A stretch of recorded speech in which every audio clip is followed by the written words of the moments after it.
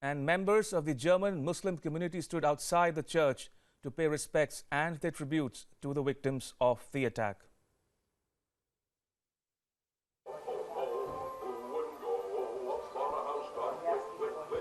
A centuries-old tradition and one of Germany's best loved. The country's Christkindlmärkte, or Christmas markets, are favourite venues to gather over sausages, mulled wine and traditional Christmas goodies at the end of another long year. Just like the one at Berlin's Breitscheidplatz in the heart of the German capital yesterday. There was a sound of laughter, sizzling oil and music till terror struck. A trailer truck veered straight into the crowds of shoppers and revellers, killing 10 persons and injuring at least 50 others grievously.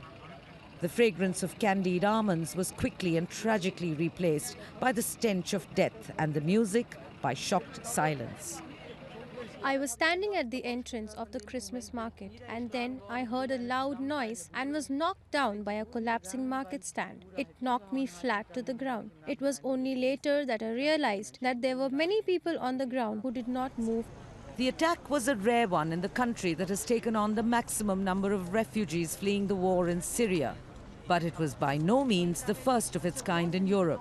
It was only in July that a Tunisian-born man had driven a 19-ton truck into a crowd of people at a beachfront in France, killing 86 persons. That attack, as yesterday's, was claimed by the Islamic State.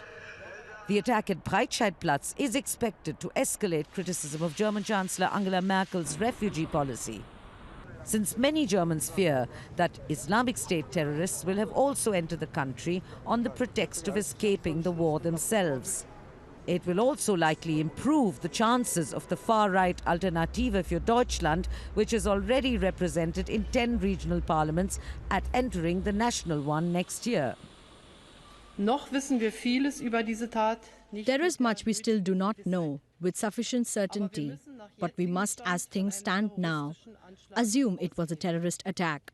I know it would be especially hard for us all to bear if it were confirmed that the person who committed this act was someone who sought protection and asylum in Germany. This would be especially despicable for the many Germans who day in and day out are actively working for refugees, as well as for those people who actually need our protection and who make an effort to integrate into our country.